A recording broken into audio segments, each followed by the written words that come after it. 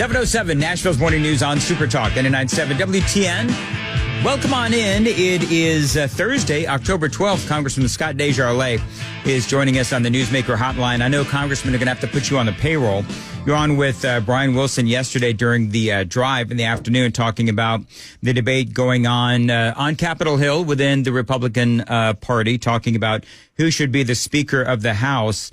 And there's been some updates and some developments on that, so I want to get to all of that. But Steve Scalise has received the nomination. I guess my big question is, will he actually get enough votes to actually become Speaker of the House? And what do you think about that? And did you vote for Steve Scalise? Or I was Team Jordan myself. I was Team Jordan as well. I think he and I share the probably more similar conservative principles. I think he's a great messenger and has been doing a great job as Judiciary Chairman. So as far as my district is concerned, I certainly had more calls of support for Jim Jordan, and he's been a longtime friend of mine. Actually, I've known them both for 13 years. But, we need to have someone that can express the conservative message on the border, on spending on energy independence, and Jim Jordan, I think, would do a better job at that. But ultimately, in the conference, after long question and answer periods, it was a very even vote. I think Scalise prevailed by about 14 out of 220 votes, so it just shows how divided the conference is still. And we don't really have a good, clear schedule for today. The House is supposed to meet at noon. We don't know what for yet. I'm still waiting on further information as to what the next move is. Let me ask you this. What can Steve Scalise bring to the table that Kevin McCarthy couldn't? I don't think there's a lot of difference there, and that was the argument back in January when we went 15 rounds. If it wasn't Kevin McCarthy, Steve Scalise being the majority leader seemed like the next logical choice, and I say that because, again, the conference was pretty much evenly split. Jordan would be considered probably more conservative than Steve Scalise, and it shows that our conference is probably split that way, that we have moderate Republicans from swing states, and we have more conservative Republicans from red states like Tennessee, Alabama, and so on. So bottom line is we have to coalesce behind somebody to lead us. Right now, we don't have that leadership, and you can really feel the vacuum. And I would think that before the 8 individuals chose to vacate the chair, they should have had a better exit strategy, because right now, we're really paralyzed at a pretty important time. All times are important, but there's an awful lot going on right now not to be legislating and doing our jobs. Well, there's so much going on. Congressman Scott DesJarlais joining us at 7:10 here on Super Talk 99.7 WTN. So talk about that vacuum a little bit. I know that there's some debate back and forth over, whether or not we can proceed with aid to Israel without a Speaker of the House. Talk a little bit about the vacuum that's going on within the Republican Party. There's a lot of folks out there on the other side that are saying that there's a lot of chaos on your side, our side of the aisle. Would you describe it as chaos? It's certainly disorganization, so I guess it's all semantics. But if something happens to the President of the United States, there's a plan in place. We have a vice president. I hate to think of that right now with the current administration, but there is a progression of power that is established. In the House, we have a majority leader, but it's not a vice speaker. So we don't have that natural progression. So now here we are in the middle of a conference with people who have varying opinions and cannot seem to come to a consensus. There are a handful of people that absolutely will not vote for Steve Scalise. There's a handful of people that won't vote for Jim Jordan. And frankly, I don't know if they'd vote for anybody. I don't know who their perfect candidate would be. So it creates a real problem when you can't unify and understand that no matter who is our speaker, they're going to have huge challenges with a Democratic Senate and Democratic White House. And I think in Congress we have to learn that small victories are acceptable if you strive just certainly for sheer perfection of a conservative principle. You're probably not going to get everything you want. In government that's divided, there's got to be compromise, and that seems to be lost on Washington right now. There are certain things I won't compromise on, but there are a lot of things I will, and we don't even seem to work on the things that we can agree on. when we talk about what happened in Israel and the battle going on right now in Gaza. Israel is getting pummeled now from the north. Is there a feeling of added pressure to get a speaker so that, we can move more unified to support Israel? And, where do you fall in that camp? I mean, what does supporting Israel mean to you? Well, with any of our allies around the world that we pledge to support, we need to be there for them. And yes, I mean, certainly I think that adds pressure in a way. I think the fact that what is happening in Israel is taking some of the pressure off of Congress right now, because if this conflict wasn't going on, I'm sure the media would have us in the crosshairs completely, and that would put even more pressure. But in a way, it's a distraction from our problem at hand in selecting a speaker. So there's certainly conversation that it's important that we get this done because of Israel, but we need to get it done because of the border, which is a crisis we've lived with every day. So there's so many things going on, and when we're not functioning, it's got to be frustrating to the American people to see all the problems going on around them and then have infighting within the party here in Washington.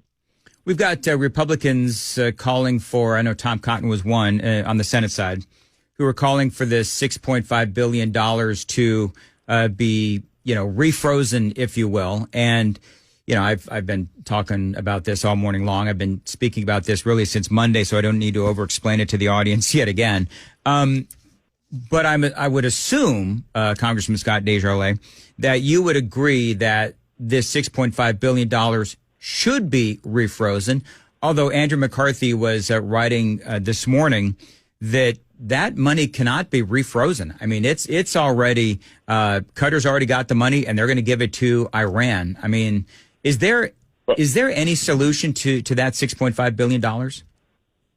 Well, we got to acknowledge that Iran is the number one state sponsor of terrorism, and the money should have never been unfrozen in the first place. Yep. So, I mean, that was a horrendous error on the part of the Biden administration. And to think that Iran is not involved in these attacks is just putting your head in the sand. That this is who they support. Iran wants Israel wiped off the face of the earth. They're constantly saying death to America, burning American flags. They are our enemies. So to think that they're not involved in this is just ignoring reality. And I mean, same with China right now. They have political ambitions and military ambitions, and we have adversaries around the world that are probably just reveling in the dysfunction that they're seeing within the American military, recruiting problems, wokeism, DEI. And so, we're headed for a financial cliff in this country. We're headed for global conflict if we're not careful, and it's kind of unfolding before our eyes.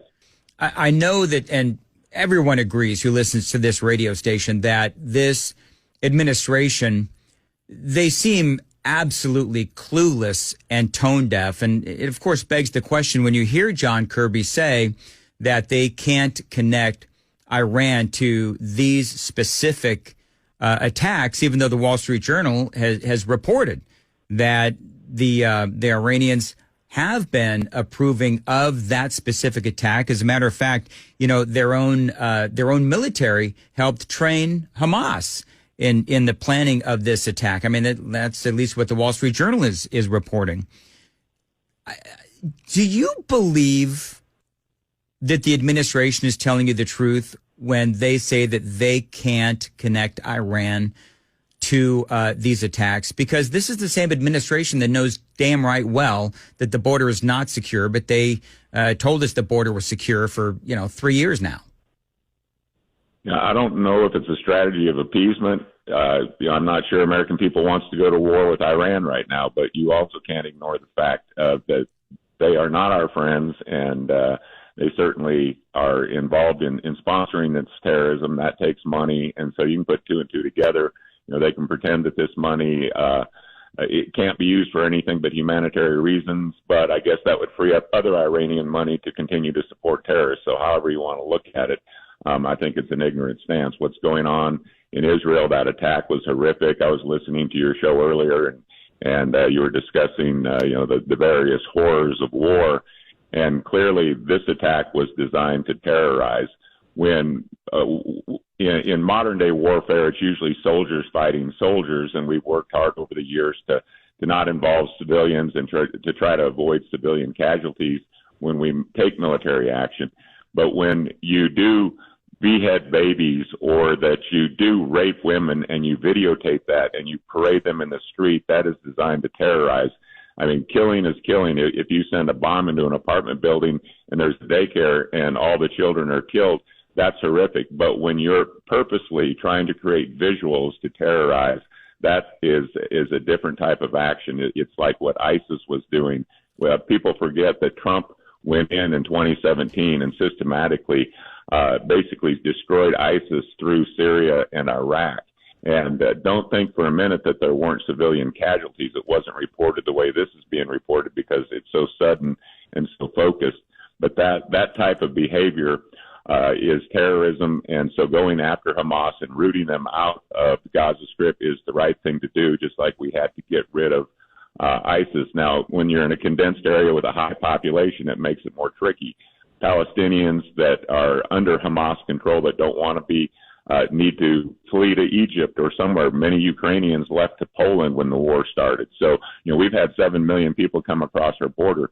I'm not saying that everybody in Gaza is a terrorist, but terrorists control that area. And so there has to be a strategy to get innocent civilians out, but they have to take out Hamas just like Trump took out ISIS.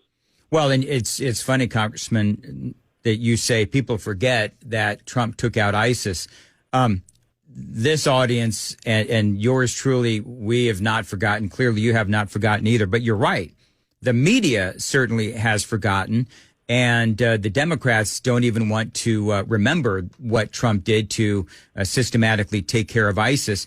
And that's what Israel's got to do. We did what we had to do as it related to ISIS after Obama basically allowed them to rampage across the Middle East.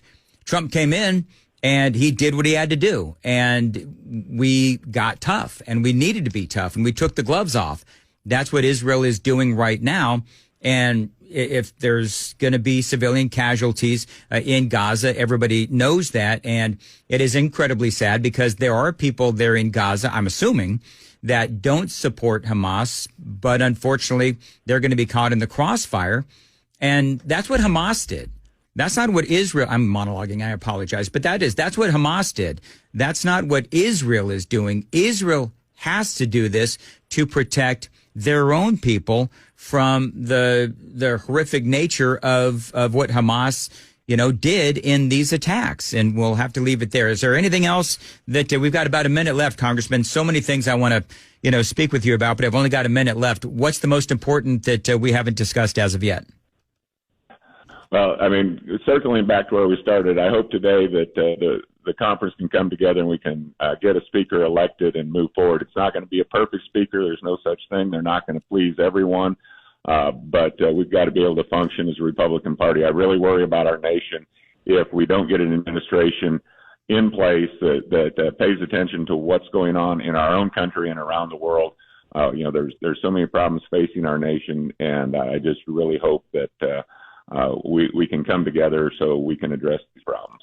721. Thank you, Congressman, for joining us here on Super Talk 99.7 WTN. Congressman Scott DesJarlais.